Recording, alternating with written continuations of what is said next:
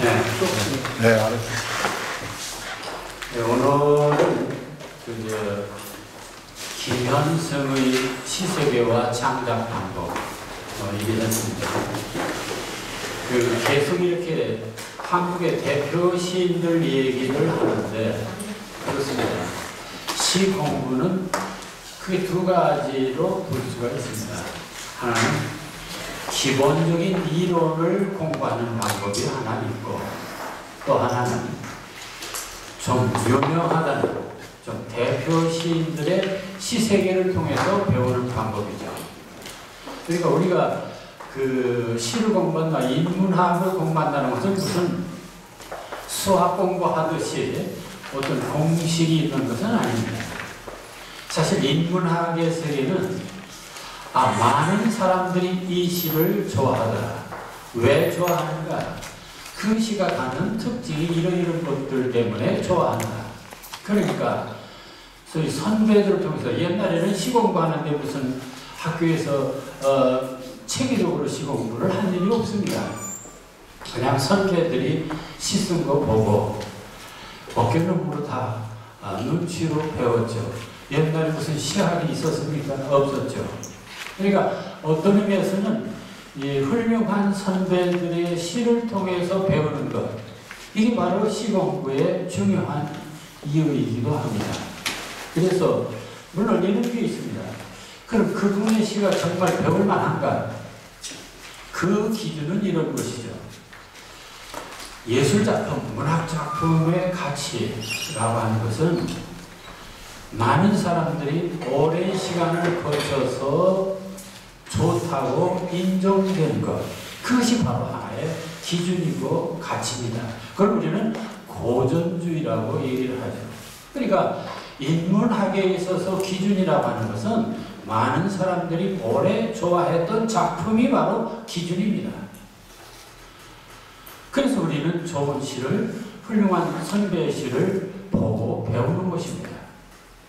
이게 바로 인문학 교육이고 예술 교육입니다. 그런 측면에서 오늘 김현성 시를 통해서 우리가 배워야 할 것이 무엇일까 하는 것을 생각하면서 오늘 김현성 시 세계와 그 창작 방법에 대해서 우리가 생각해 보도록 하겠습니다. 근데 어떤 시인이고 어떤 작가고 어떤 예술가고 거저 그냥 하늘에서 뚝 떨어진 것은 아닙니다. 결국 그 사람의 삶을 드러낸 것이죠. 그 삶이란 교육도 있고 생활도 있고 철학도 있고 지식도 있고 그런 것들이 바로 작품으로 투영되는 것입니다. 그런 점에서 우리는 한 작가를 공부할 때 그 사람의 삶의 배경을 조금 공부할 필요가 있습니다. 자, 그래서 먼저 이 김현성의 세계, 생애를 먼저 좀 보겠습니다. 이 김현성은 1913년 평양에서 부친 김창국의 6남매 중 2남으로 태어났습니다. 그게 그렇게 중요한 것은 아닙니다. 그런데 그 다음에 이런 말이 있습니다. 이후 6세까지 부친의 목회 첫 임지인 제주 성례교회에서 성장했다. 그냥 나기는 평양에서 났는데 바로 그 아버지가 목사였기 때문에 또 제주도로 목사 발령이 된 것입니다. 그래서 제주도에 가서 6살까지 성장을 합니다. 여기서 우리가 알 수 있는 김현성은 철저한 목회자의 가정에서 태어났고 성장했구나. 그렇다면 이 사람의 작품과 다시 말해 이 사람의 작품 속에는 분명히 기독교적인 어떤 것이 분명히 깔려 있을 것이다. 이거 예상할 수 있죠. 그 다음에 7세 때 전남 광주시 양림동으로 이주해서 미션계 숭일고등학교 초등학교 입학하고 거기서 졸업을 합니다. 그러니까 6살까지 제주도에 있다가 이제 광주에서 그는 초등학교, 중학교 이렇게 거치게 됩니다. 그래서 사실은 이 김현성의 고향이 어디냐? 물론 처음은 평양이지만 그 다음에 제주도일 수도 있고 목포일 수도 있습니다. 광주일 수도 있습니다. 그런데 가장 많이 지금 김현성 씨에 대해서 조명하고 있는 것은 광주입니다. 그러니까 광주가 오히려 이분의 삶의 중요한 터전이 되고 있다는 것을 봐야겠습니다. 그 다음에 평양 숭실중학교에 입학했고 또 숭실전문학교에 입학합니다. 일제시대 때 숭시학교, 숭실전문학교는 우리나라의 대표적인 민족교육을 공부하는 것이고 아주 기독교 교육의 원산지입니다. 사실 지금은 남한이 굉장히 기독교가 왕성하지만은 일제시대 때는 평양이, 다시 말해 이북이 훨씬 더 기독교의 본산지였습니다. 기독교가 왕성했죠. 그리고 그 중에 본산지가 바로 숭실학교였습니다. 그리고 거기에는 아주 저명한 인물들이 많아요. 음악가에서 예를 들어서 안희태, 현재는 김동진, 그리고 이제 작가 중에서는 이효석, 그리고 김현승 같은 시인이 있죠. 목사 중에서는 한경직 목사가 바로 이제 숭실 출신이죠. 이런 점에서 보면은 이 숭실 학교가 일제시대 때 대단히 중요한 학교였습니다. 근데 불행하게도 그 의장병으로 1년 동안 광주에서 휴양을 했다. 김현승 사진을 보면 좀 이렇게 깡말한 모습입니다. 이게 상당히 그 선천적으로 건강이 그렇게 좋지는 않았던 인물입니다.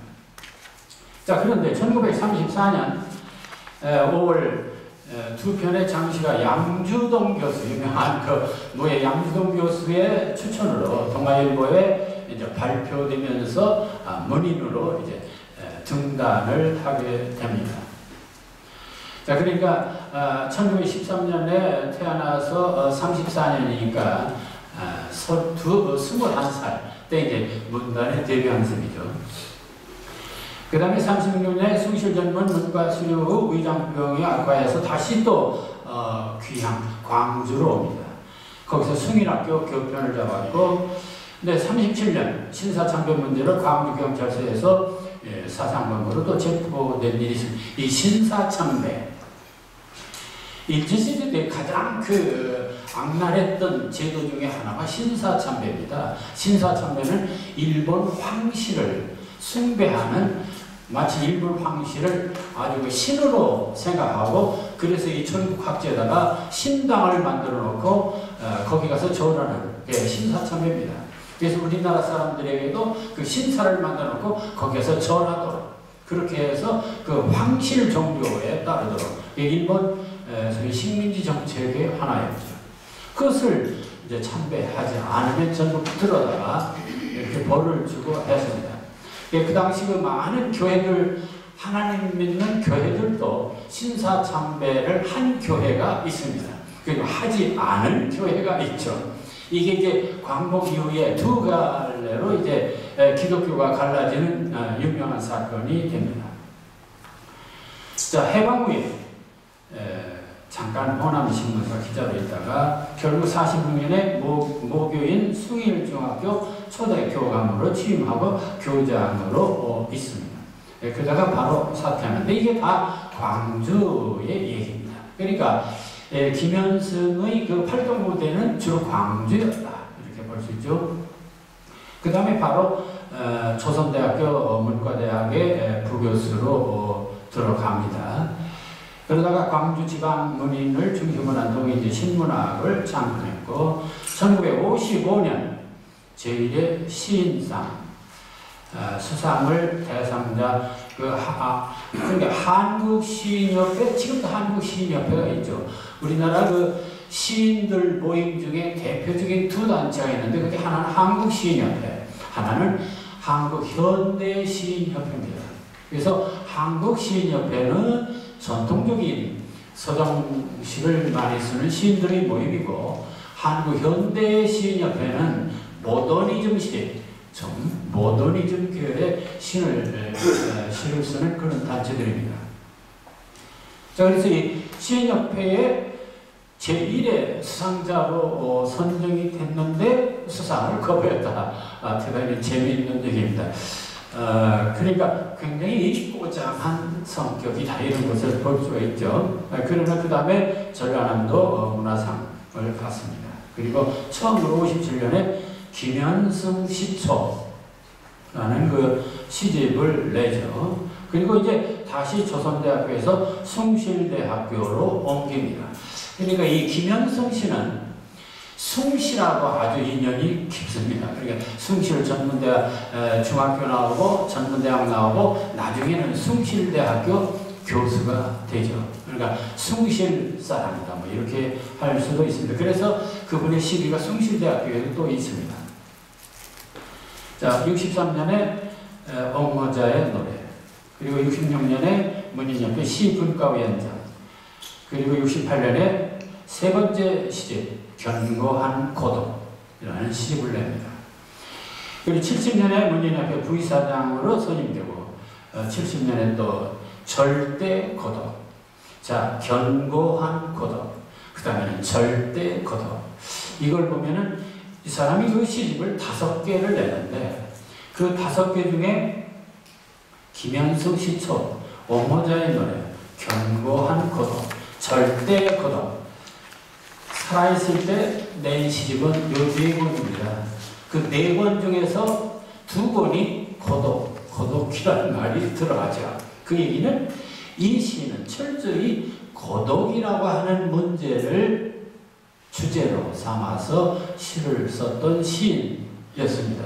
그래서 이 김현승과 고독, 그러니까 한국의 고독의 시인 하면 김현승입니다. 그만큼 이 김현승은 고독이라는 문제에 아주 집착했던 시인입니다. 자, 그래서 그리고 73년은 한국문인연합회 부의사장의 삼선이었으나 사회였다.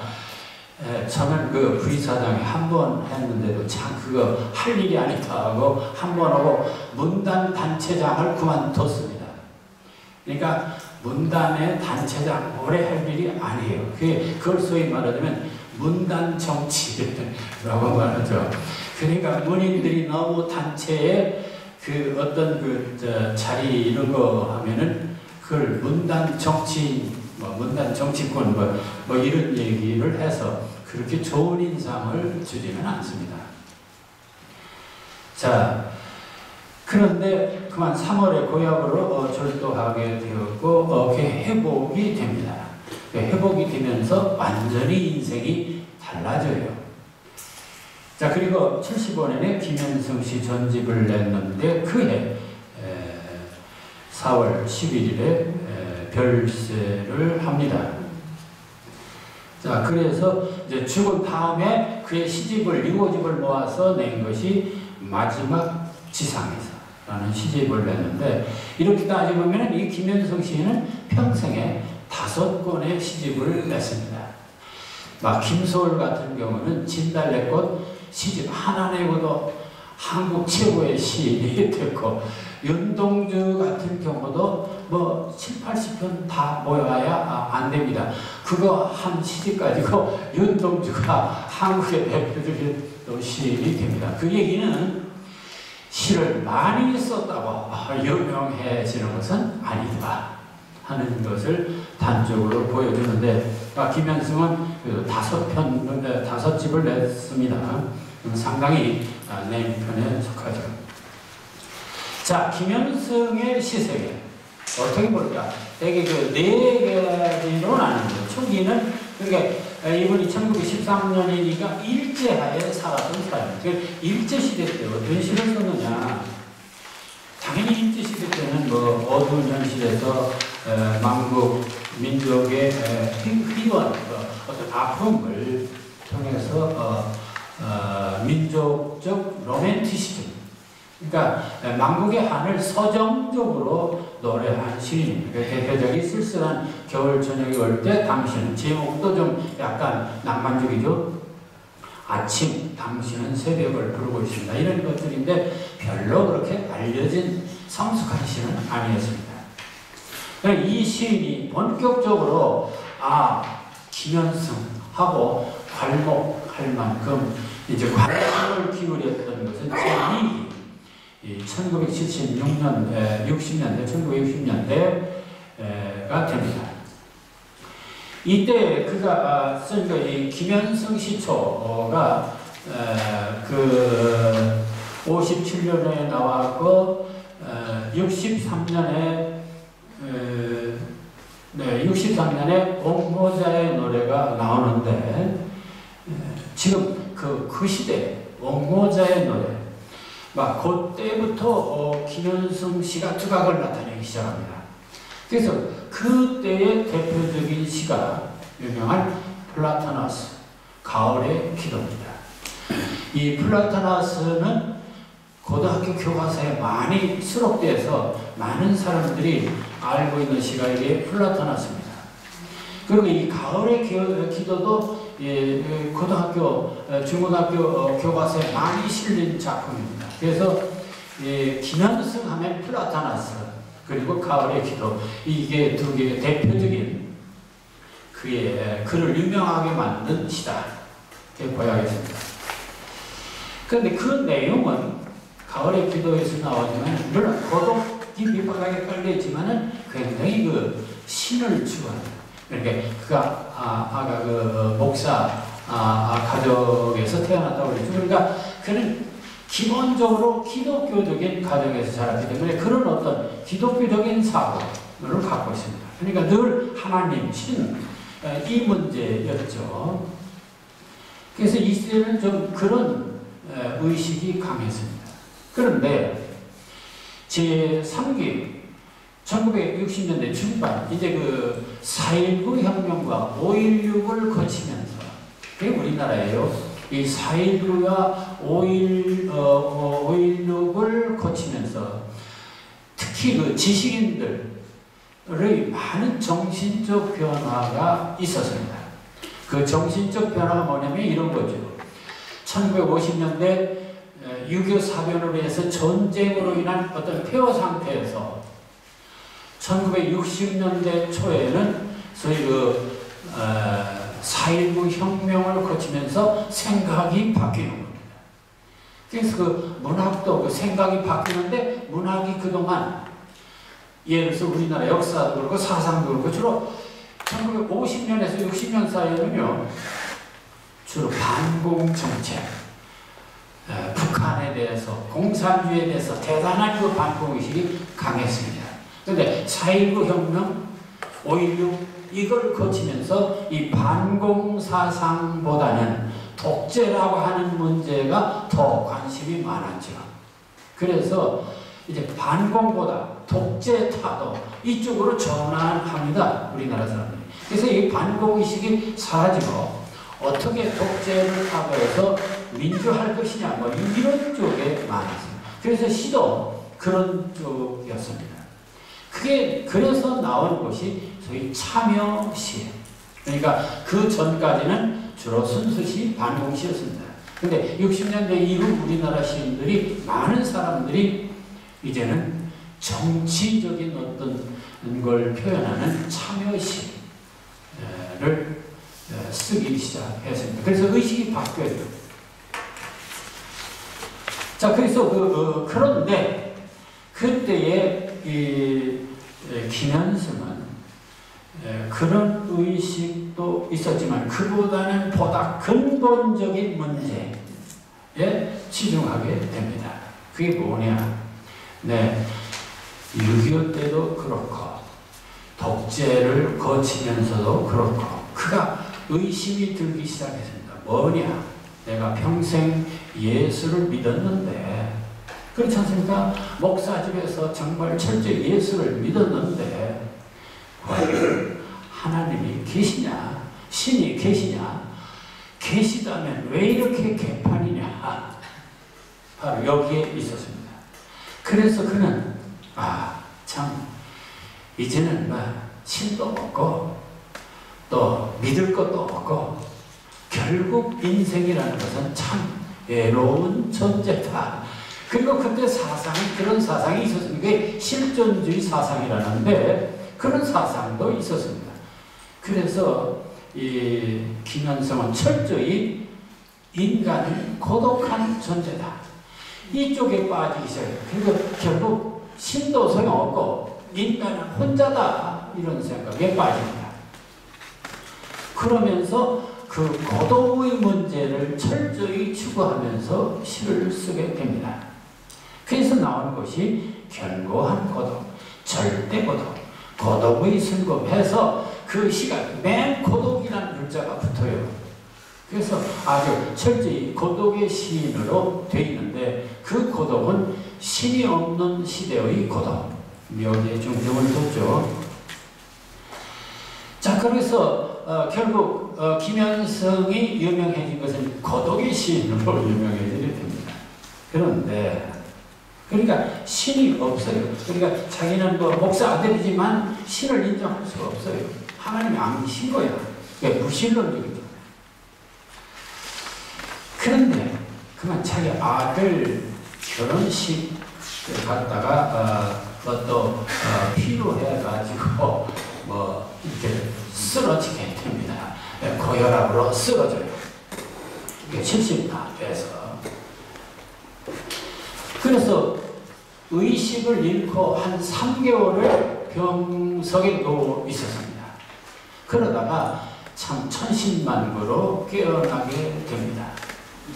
깨어나면서 사람이 바뀌어요. 신이 없는 게 아니라 신이 계시다. 결국 내가 살아난 것은 결국 신이 나를 도와줘서 살아난 거지 내 힘으로 살아난 것이 아니다. 결국 인간은 고독한 존재가 아니라 신의 은총을 받고 사는 존재다. 이쪽으로 이제 전환을 하게 됩니다. 이게 마지막 그의 시의 모습입니다. 그래서 이 제4기는 이 고독의 극복, 회개로 다시 신의 세계로 돌아와서 구원의 신념을 갖는다. 그리고 작고하기까지 신에게 몰두한다. 그래서 김현성은 초기부터 신앙의식을 기본으로 하여 관명어와 종교적 언어로 시를 썼다. 자, 그래서 그의 마지막 대표작이 그 마지막 지상입니다. 절대신앙. 재미있는 것은 한참 60년대 절대 고독. 절대 고독. 이러다가 이제는 신앙과 그냥 신앙이 아니라 절대 신앙. 이렇게 전환한, 그러니까 180도 전환한 그런 인물이 바로 이 김현성입니다. 자, 그래서 이 김현성은 이런 과정을 거치면서 그렇습니다. 이 김현성 씨의 성격을 말하면 크게 세 가지로 압축이 됩니다. 하나는 역시 그 시대는 다 유식한 걸 좋아했어요. 김현성 시대도 그렇고 되게 공부한 사람들이 그렇지 않습니까? 좀 유식한 거, 그게 바로 모더니즘, 주지주의. 그래서 김현성도 아주 유식한 말들 많이 써요. 관념어도 많이 쓰고 유식한 말도 많이 씁니다. 그래서 그런 거 주지적인 그런 언어를 썼고, 그러면서도 시 내용은 그게 중요합니다. 다른 사람들은, 예를 들어서 이상 같은 사람은 유식한 말을 너무 까다롭게 써서 알 수가 없는데, 김현성은 유식한 내용을 알 수 있는 내용으로 씁니다. 물론 그렇지 않은 분도 좀 있지만, 그래도 알 수 없는 관념적인 딱딱한 그런 사상을 그래도 좀 친절하게 드러낼 수 있는 방법이 뭐냐? 그게 바로 서정적 표현입니다. 그래서 그런 시인을 가리켜서 주지적 서정시 또는 모더니즘적 서정시라고 얘기를 하는 것이죠. 그러니까 아주 유식한 그런 주제임에도 불구하고 표현은 아주 서정적으로 하는 시. 이게 바로 유식한 서정시입니다. 그래서 이 지적인, 그걸 달리는 지적인 서정시. 예를 들어서 김소월 같은 분은 그 내용이 무슨 유식한 채는 하지 않지 않습니까? 순수하게 그냥 서정시예요. 그런데 이 김현성 같은 사람 굉장히 유식한 내용을 서정적으로 씁니다.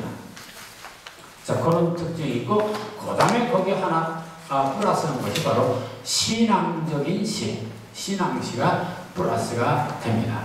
그러니까 김현성에게는 주지적인 시, 서정적인 시, 신앙시, 이 세 가지가 이렇게 복합적으로 드러나고 있는 것이 바로 김현성 씨의 특징이다. 이렇게 볼 수도 있습니다.